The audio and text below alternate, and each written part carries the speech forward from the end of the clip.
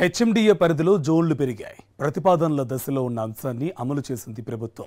ఇప్పటి వరకు 4 జోన్లుగా ఉన్న హెచ్ఎండిఏ 6 జోన్లుగా రూపుదిద్దుకోనుంది. పరిపాలనా సౌలభ్యం కోసం అధికారులను పని విభజన చేసింది హెచ్ఎండిఏ. దీంతో 6 జోన్ల వారీగా అభివృద్ధి కార్యక్రమాలు జరగనున్నాయి. పరిపాలనలో సంస్కరణలు తీసుకొస్తోంది రేవంత్ రెడ్డి ప్రభుత్వం. ముఖ్యంగా హైదరాబాద్ నగర పరిధిలో అభివృద్ధి కార్యక్రమాలు వేగం పెంచేందుకు పక్కా వ్యూహాలతో ముందుకెళ్తోంది.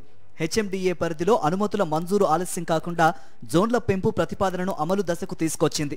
నిర్మాణ రంగానికి ఇబ్బందులు లేకుండా ఉండేలా ప్రస్తుతం ఉన్న 4 జోన్లను 6 జోన్లుగా విభజన చేసింది. గట్కేసర్, శంషాబాద్ జోన్లను యథావిధిగా ఉంచి మేడ్చల్, శంకర్పల్లిని 2 జోన్లుగా విభజించారు.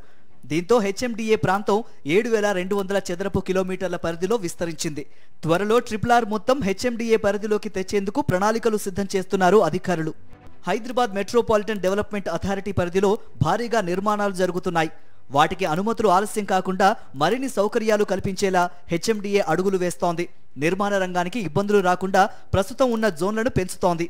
శంషాబాద్ జోన్ పరిధిలో బాలాపూర్, ఇబ్రహీంపట్నం, యాచారం, కందుకూర్, మంచాల్లోని కొంత భాగం, మహేశ్వరం, శంషాబాద్, ఫరూక్ నగర్, షాద్ నగర్, కొత్తూరు, నందిగామ ప్రాంతాలు ఉన్నాయి. గట్కేసర్ పరిధిలో భువనగిరి, బొమ్మల రామారం, అబ్దుల్లాపూర్ మెట్, హయత్ నగర్, చౌటుప్పల్, పోచంపల్లి, బీబీనగర్, మేడిపల్లి, కీసర రానున్నాయి.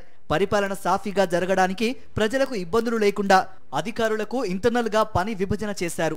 ఎప్పటినుంచో హెచ్ఎండిఏ జోన్ల పెంపుపై కసరత్తు చేస్తోంది. ఇన్నాళ్లకు ప్రతిపాదనలు ముందుకు కదిలాయి. త్వరలోనే అధికారిక ప్రకటన రానుంది.